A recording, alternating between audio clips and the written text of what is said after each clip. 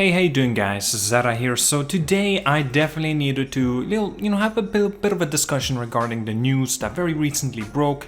Well, for me it was actually yesterday, and but basically regarding that Microsoft has acquired ZeniMax Media, and now they're, if you guys don't know, basically they are the parent company of Bethesda Softworks, and there is a lot of substantial studios that have been taken under the wings basically of Microsoft. Arcane Games, Machine Games, ZeniMax Online, Bethesda Game Studios, ID Software, of course Tango Gameworks, Alpha Dog, and Roundhouse. Now, of course, there are substantial games that have been recently released, at least over the years, such as Dishonored, Wolfenstein, The Elder Scrolls, Fallout, Doom, Starfield that will be happening, of course, The Evil Within, and yet again, Prey. Now, a lot of these games, a majority, mind you, they were actually a flop, and already somewhat of a disappointment for the studio, parent company, because they actually underperformed. This is why this is a rumor I'm getting into now, okay? There have been talks regarding that Bethesda, or I should say ZeniMax, was having very big financial difficulties or problems, mind you, because of what's been recently happening under the Bethesda, more or less. So basically, they were in trouble because game after game pretty much was a flop. Even, guess not, I don't know how this actually was true, maybe it's not. Doom Eternal also underperformed, but even though the game was great. Now again, for me personally, I don't really mind it, if Xbox taking basically Bethesda overall under their wings, even if all these games do end up going as an exclusive for the Xbox, of course, I'm not gonna be disappointed because, like I said, I'm not a big fan of any of these games. I never picked up Doom. I tried Doom, the 2016 version. I couldn't really get into it. I tried Dishonored 1 and 2. I just could not get into it. Wolfenstein, I did play that. Fantastic story. I love the story and gameplay as well. But, I'm okay with it. Like, I can just not play it. It's like not one of those major games that I definitely need to pick it up. The Elder Scrolls, I did play Skyrim, got a platinum trophy on that. Fantastic game back in its day, but now it's just like, I just don't believe Bethesda is capable of pulling it through any longer. Fallout, well, we know how that turned out to be, because Fallout 4 disappointed a lot of fans. Still a good game though, but Fallout 76, just a dumpster fire. Doom, like I already touched on, I never got into Doom. Starfield, we don't really know much about it, and there's still few years to go until it does release. The Evil Within, I just can't get into it for some reason. And Prey, similar thing. And there's a little bit of a trend in here, as you might notice. First person, more or less of an FPS. Thankfully, there are some diversities, such as the Elder Scrolls, and but other than that, there really isn't anything else. Now, they do try to go differently, like Dishonored as an example. They do try to go with a little bit more than just shooter, right? The Evil Within is a similar case. Elder Scrolls obviously is not a shooter, because obviously the timeline is based completely different, so obviously there were no guns. And but yeah, okay, well, that's, I'm not trying to hate on the game, okay? I'm not trying to hate on Bethesda. It's good on them as well for Microsoft picking the, acquiring this deal. And basically, it's also been confirmed that Ghostwire Tokyo and also Deathloop, they are still going to be exclusive to the PlayStation, and that's going to be still honored. But there isn't really, it doesn't say anything if it's going to be exclusive forever. I would say it's going to be exclusive for the time being. On top of that, hearing about the news that Microsoft bought Bethesda for $7.5 billion, that's incredible. You know what kind of actually maybe bothers me, I would even say, but that people cannot figure out why, PlayStation never acquired more studios and such, right? Well, number one thing, PlayStation, or I should say Sony in this case, they're not as rich, right, as Microsoft.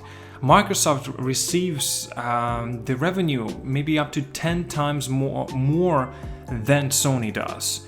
So what is, like, you know what I mean? Because like Microsoft and the amount that they receive in terms of the revenue, they could have gotten pretty much 10 of these Bethesdas for $7.5 billion. But PlayStation, or Sony I should say, they cannot even get one. So you see, the difference in the revenue is major.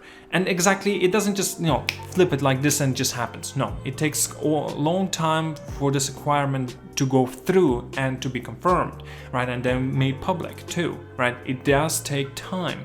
But yet a lot of people started just basically going at PlayStation saying, oh, Sony, acquire Konami. It doesn't work like that. And plus, does Sony really would want to acquire a studio, even though it's long forgotten, because there's only 2 games that really Konami has, in my opinion, that's worthwhile. Metal Gear Solid and of course Silent Hills. But still, that's not exactly guaranteed. These games, when they do, would be let's give it an optimistic approach. And if they would be acquired by Sony, would this mean that they're going to be created? Or maybe Sony will just give to the studio that they have and just make sure that they go with something else entirely, and make sure as well that they have a different IP game completely. It is also very possible. And how Sony's been going about, they trust and believe in new IPs more than the existing ones. That's just my personal opinion. Of course, I could be wrong. It still raises a lot of questions regarding, going back into the topic at hand, about Microsoft purchasing, getting basically Bethesda under their wings.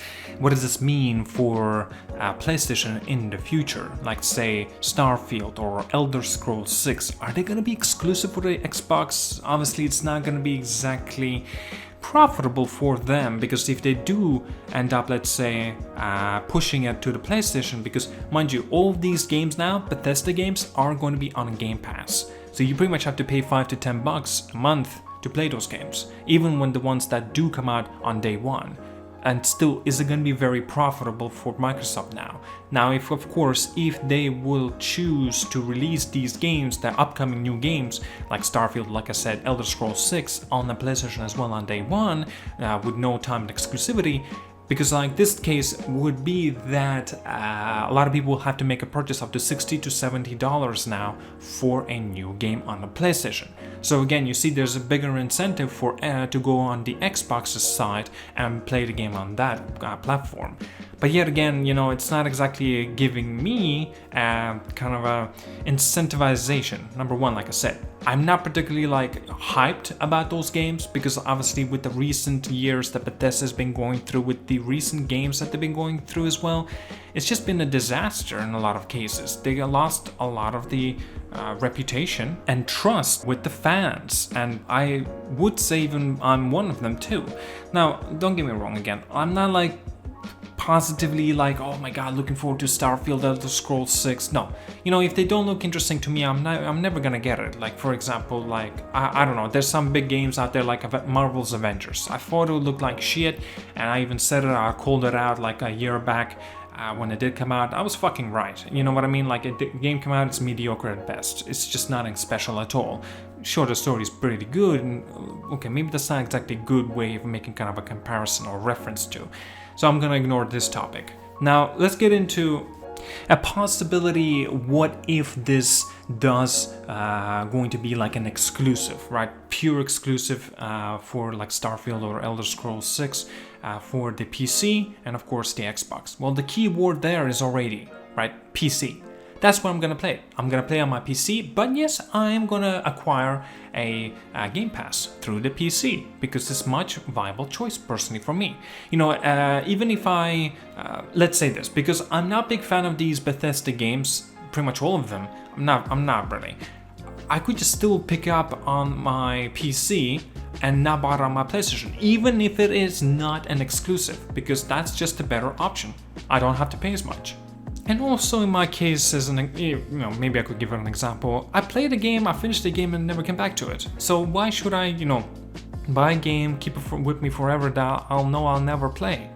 That depends, of course, on the size of the game, because if you might have noticed already a lot of the trend, especially with Bethesda, if for some reason they love pushing out all these first-person action sort of the games now. Deathloop, right, like I touched on. Ghostwire Tokyo is as an example as well, even though it's not first-person shooter, it's more of a magic-based sort of thing. I don't know, of course, what that is, basically. Basically, but still, like, you know, it's still gonna be interesting to find out. There's not really concrete, and they didn't say it's gonna be exclusive, none of that stuff. At least not definitively. Well, that's all I got for today. Yeah, I don't know, is it concerning? If it is, a lot of people that are fans of Bethesda games and whatever they do bring out, yeah, then I think you may want to be perhaps a little bit concerned, because there still is a possibility for these games being pure exclusive on the Microsoft side of things. But yet again, you can still play it on your PC if you wish to do so. Or if you're a giant fan, and you might want to pick up the Xbox Series X. Finally, there's a reason for picking that console up. But still, I would highly advise you against it. Let me tell you why, because Xbox Series X, goddamn these names, Xbox Series X is not going to have anything on day one, so I would even advise you to wait until it will be reduced with the price, and so you can finally be able to get a game with it. Halo, which has been delayed, so what is the point picking up the console on day one? But again, if you're a fan of the Xbox, go ahead. It's not a problem. It's not like I'm telling you what to do. It's just I'm putting in my reasoning, if that makes sense. Well, that's all I got for today, guys. Oh, before I do go, I want to mention, maybe for one more video or two more videos, you may hear this little bit of a echoing in the background, because I got like nothing in here. I'm moving, if you guys did not realize that, if you didn't read my community tab page. Yes, I'm moving. There's plenty of furniture already gone. Like, I'm not even sleeping on my bed, I'm just sleeping on a mattress at the moment. So I'm gonna be still here for another 2 days, and then I'm gonna be in a new place. So yeah, you may hear a few times these echoing noises in the background, and I do apologize about that. Well, yeah, I will try to do my best with the editing. It's getting rid of that the echoing noise. If I can't, well, I do apologize. Alright, thank you again so much for watching, like and subscribe, and as always, have a good one.